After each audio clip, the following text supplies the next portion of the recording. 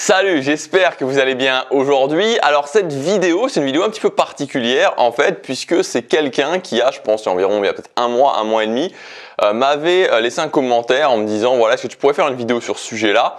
Et c'est pas quelque chose que je fais régulièrement en fait, mais je sais pas, là, ce jour-là, quand j'ai lu le commentaire, peut-être, je sais pas ce qui s'est passé, je me suis dit ok, j'ai envie de le faire. Et donc le sujet global de la vidéo, c'est je me sens seul, comment réussir à avancer dans ma vie. Alors évidemment, être seul, c'est quelque chose qui est vaste, parce qu'on peut être seul parce que littéralement on est seul et qu'on n'a personne autour de soi. On peut être seul tout simplement parce que on est entouré mais qu'on se sent seul au milieu des gens, hein, cette fameuse sensation d'être seul au milieu de tout le monde parce que tout simplement les gens ne nous comprennent pas. Et puis il peut y avoir aussi pas mal d'autres cas particuliers. Donc je vais essayer de vous donner plusieurs concepts, plusieurs choses à appliquer à la fois pour gérer cette solitude et à la fois pour aussi réussir à avancer si vous êtes dans une situation qui en général, même ça peut être au-delà de la solitude, n'est pas forcément facile, réussir à avancer dans votre vie. La première chose que je voudrais vous dire, c'est que il faut se rappeler, et ça je pense que c'est très important pour tout le monde vraiment, et ça va évidemment avoir des impacts différents si vous êtes seul ou si vous n'êtes pas seul, c'est qu'en fait dans la vie on est toujours seul. On est toujours seul. Moi, je peux vous donner un exemple très concret, c'est que j'ai eu la chance, l'immense chance d'avoir deux parents qui étaient très aimants. C'est-à-dire que je sais que mes parents, que ce soit mon père ou que ce soit ma mère, ils auraient tout donné pour que je puisse vraiment, que voilà, je sais qu'aujourd'hui, je sais que c'est des parents aimants qui donneraient tout pour qui sacrifieraient tout pour moi. Donc vraiment, ça, c'est quelque chose qui est très important, même si après, par exemple, avec mon père, on s'est pas toujours compris, etc., etc. Mais c'est autre chose, c'est un autre débat. Mais vraiment sur le fond, je sais que, j'ai des parents qui m'aiment. Et je sais que c'est une chance parce que c'est pas le cas pour tout le monde. Cependant, le fait d'avoir eu deux parents extrêmement aimants ne m'a pas empêché, pendant la fin de mon enfance, toute mon adolescence et le début de ma vie adulte, d'avoir des situations qui ont été excessivement challenging, en tout cas pour moi, d'avoir vraiment des pics de tristesse, des pics de déprime très importants à certains moments parce que je ne voyais pas comment m'en sortir. J'avais l'impression que c'était mon quotidien à vivre, je le ressentais comme quelque chose d'absolument horrible. Donc c'est pour vous dire que, c'est là où je veux en venir, c'est que vous pouvez avoir plein de gens autour de vous qui sont super aimants et qui sont là pour vous. Au final, vous êtes toujours seul face à votre vie, face à vos émotions, face à vos propres épreuves. Il n'y a personne qui peut faire en sorte que vous changez, c'est-à-dire qu'il n'y a personne qui peut faire ce que vous devez faire pour réussir à affronter ces épreuves, il n'y a personne qui peut faire ce que vous devez faire pour réussir à gérer vos émotions, vos propres émotions. Donc par rapport à ça, vous serez toujours seul. Et donc dans tous les cas, en dernier recours, dans tous les cas, vous aurez toujours des situations dans votre vie, que vous ayez personne autour de vous, que vous ayez plein de gens autour de vous, où vous serez seul face à vous-même et vous allez devoir gérer ces situations tout seul. La deuxième chose, le deuxième point, c'est que être seul, en fait, ça peut représenter vraiment un avantage. Et là, si vous êtes vraiment seul, c'est que vous n'allez pas avoir cette notion de sacrifice. Cette notion de sacrifice qui peut être excessivement bloquante au niveau du fait de créer la vie qu'on veut. Ça y est, il y a quelques semaines, j'avais fait une vidéo où justement j'expliquais un petit peu, j'avais pris l'analogie de la maison et je vous avais dit que finalement créer la vie qu'on voulait, c'était un peu comme rénover sa maison et que quand on avait une vieille maison avec plein de choses à l'intérieur, la première chose à faire, ça allait être justement de vider cette maison. Et ce qui se passe en fait, c'est que très souvent, à un moment donné, on bloque dans le fait de construire notre vie parce qu'on a du mal à faire ces sacrifices. Ces sacrifices, ça peut être le fait de quitter certaines personnes qu'on aime. Ces sacrifices, ça peut être le fait de laisser une relation de couple qui n'est pas vraiment la relation de couple qui nous convient ou qui va nous emmener là où on veut, ou de laisser des personnes autour de nous à qui on tient mais qui ne nous comprennent pas. Bref, tout ça, c'est cette notion de sacrifice. Et cette notion de sacrifice, elle est extrêmement difficile et il y a vraiment beaucoup de personnes qui à un moment donné s'arrêtent tout simplement dans le fait de designer leur vie parce qu'ils ne sont pas prêts à faire ces sacrifices. Alors la question c'est que c'est pas est-ce que c'est bien, est-ce que c'est pas bien, mais là où je veux en venir justement, c'est que si aujourd'hui vous êtes seul, ça peut représenter vraiment un important avantage dans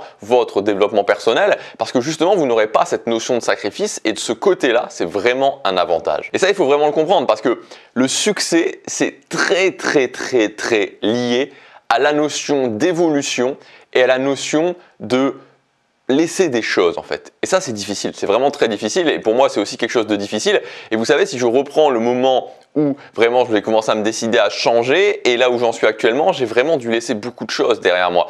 Et c'est pas toujours facile et je pense que tous les gens qui ont eu du succès, tous les gens qui réussissent à designer leur vie vous diront qu'entre le moment où ils en sont actuellement, où ils ont du succès et là où ils en étaient il y a plusieurs années en arrière, voire plusieurs dizaines d'années en arrière, ils ont dû laisser beaucoup de choses. Cette notion de sacrifice, cette notion de laisser des choses, laisser des personnes est difficile, très difficile. Et donc vraiment, j'insiste là-dessus, ça peut être vraiment un avantage d'être seul à ce niveau-là. Le troisième point, et là on passe sur quelque chose de différent, mais voilà, je voudrais quand même en parler, c'est que si aujourd'hui vous êtes seul et que cette solitude là, cette fois-ci, vous pèse vraiment, c'est-à-dire que la solitude vous pèse énormément, vous pensez qu'à ça, ben, ce que je veux vous dire, c'est que vous savez, on voit souvent des vidéos sur internet où on vous dit comment gérer la solitude, comment apprendre à être seul, etc. etc. Mais pourquoi être, c'est souvent aussi ce que je peux reprocher au développement personnel, pourquoi être dans une acceptation, alors il y a certaines choses qu'il faut accepter, mais pourquoi être dans une acceptation inconditionnelle de tout? C'est-à-dire que là, dans un cas comme ça, si vraiment vous êtes seul, si vraiment ça vous pèse, si vraiment vous en pouvez plus, pourquoi ne pas en faire une priorité et donc à ce moment-là, de développer un nouveau cercle social, par exemple? C'est-à-dire que peut-être qu'aujourd'hui vous ne vous sentez pas de le faire, mais développer un nouveau cercle social, ce n'est jamais que développer ses capacités dans le pilier de l'aisance sociale. C'est-à-dire que, ok, si vous êtes timide, bah, sortir de votre timidité, reconstruire votre estime de vous, avoir la capacité, développer votre capacité en termes de conversation, développer votre capacité en termes d'intégration sociale. Suivant d'où vous partez, ça va vous prendre 6 mois, 1 an, 2 ans, mais ça va être fait. Donc vous pouvez tout à fait prendre ce chemin-là, d'en faire une priorité. Vous verrez que déjà dans 1 an, en vous donnant à fond, vous serez plus seul. Donc c'est aussi quelque chose sur lequel vous pouvez envisager. Donc voilà pour la base. Maintenant, je voudrais vous donner aussi plusieurs clés. Si vous êtes seul, que votre priorité c'est d'avancer dans votre vie, comment vous pouvez gérer ça et comment vous pouvez réussir à avoir plus de résultats dans votre vie. Premièrement, c'est développer la croyance, et ça c'est très important, que chaque minute que vous mettez dans le travail est forcément toujours retrouvée. Il y a une grosse, et je crois que c'est un gros problème aujourd'hui qu'on a, et c'est pas le cas par exemple dans des pays en Asie, enfin en Asie, quand je dis en Asie, en tout cas en Corée, c'est pas du tout le cas. Il y a une grosse valeur au niveau du travail, et quand vous voyez la Corée par exemple, quand vous voyez il faut se rendre compte, et ça c'est quand même assez intéressant de le voir, c'est que la Corée, il y a 30 ans en arrière, c'était un pays, l'évolution du PIB coréen a été absolument vertigineuse, quoi. Et ça s'est fait vraiment par le travail. Ils ont une valeur de travail, et ce qui fait que la Corée est un pays relativement petit. Enfin, c'est un très petit pays. Bon, il y a quand même pas mal d'habitants. Je crois qu'il y a environ 50 millions d'habitants. Mais je pense que dans les 10 prochaines années, je suis même pas sûr s'ils vont pas dépasser la France en termes de PIB. À tel point, je veux dire, c'est des gens qui travaillent. Donc cette valeur du travail, je crois qu'aujourd'hui, elle est trop sous-évaluée.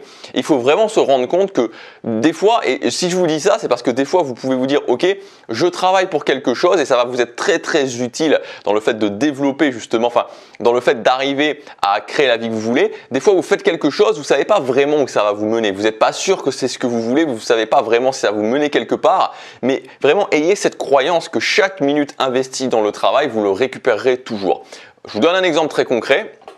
Moi, quand j'avais une quinzaine d'années, c'est-à-dire vraiment, bon, je jouais déjà aux jeux vidéo, mais vraiment juste avant ma période excessivement intense de jeux vidéo où je passais 10 à 15 heures par jour à jouer aux jeux vidéo, ce qu'on avait fait avec un ami, c'est qu'on avait développé un site internet qui parlait de jeux vidéo déjà à l'époque, à un moment d'émulation puis ensuite de jeux vidéo. En gros, alors à cette époque-là, il y a plus de 10 ans en arrière, à cette époque-là, c'était avant les blogs, donc c'était pas faire un site internet, c'était pas aller sur WordPress et compagnie. Faire un site internet, c'était vraiment mettre les mains dans le cambouis, et c'était déjà un challenge d'avoir un site internet online et qui était relativement esthétique parce qu'il fallait programmer, programmer c'est pas vraiment la programmation, mais il fallait faire du HTML et puis il fallait designer le site. Donc on s'était découpé les tâches avec l'ami avec qui je faisais ça, c'est-à-dire que moi je m'occupais du HTML et ensuite du PHP et lui du design.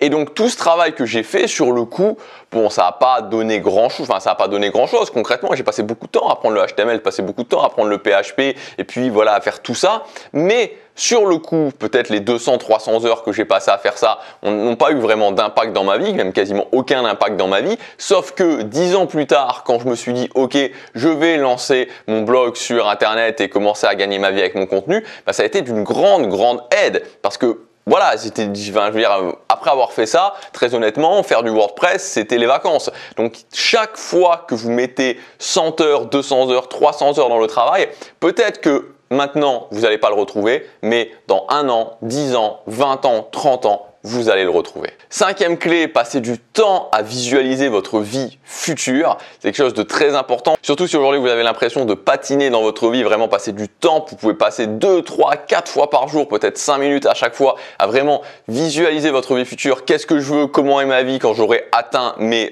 objectifs? Et 6e point, évidemment, structurez vos journées.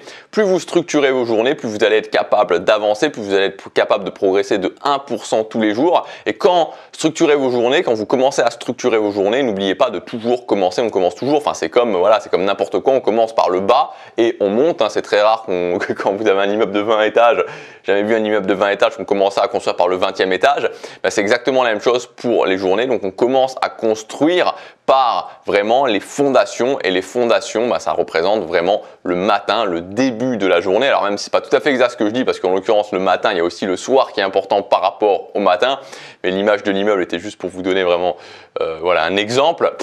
Voilà, donc j'espère que cette vidéo vous aura aidé si aujourd'hui vous vous sentez seul. Donc globalement, l'idée c'est que il y a des avantages sur le fait d'être seul, c'est-à-dire que peut-être que vous êtes seul, mais chaque situation a vraiment ses avantages et selon moi, au-delà du fait qu'on est toujours seul dans notre vie, il ne faut jamais oublier que si actuellement je suis seul, franchement, vraiment, et moi par rapport à mon expérience personnelle, vraiment, je me dirais ok, c'est vraiment un truc cool parce que finalement, je peux vraiment me développer un maximum en tant que personne, avoir des résultats sur une durée assez courte, sur 2-3 ans. Je prends les 2-3 prochaines années pour vraiment avoir un maximum de résultats, tout en m'évitant vraiment toutes ces problématiques qui sont énormes quand j'ai déjà une vie avec déjà des gens qui sont là autour de moi où ça va soit me ralentir, soit m'obliger à faire des sacrifices qui sont vraiment très difficiles à faire. Donc ça peut être clairement une chance, ça peut vraiment être un avantage à la fois parce que dès le départ je suis seul et que de toute façon pour nous, pour tout le monde, c'est une réalité d'être seul, donc je vais beaucoup mieux le gérer que les autres, et aussi que j'aurai pas forcément cette notion de sacrifice à faire.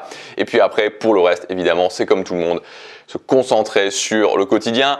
Voilà, j'espère que cette vidéo vous aura aidé. Vous avez ma formation entièrement gratuite sur les routines matinales pour commencer à construire des structures de journée. Vous pouvez y accéder avec un lien, il doit y avoir un lien dans la description. Vous cliquez sur ce lien et il y a tout qui est expliqué. Je vous dis à demain pour la prochaine vidéo. Chaque jour compte.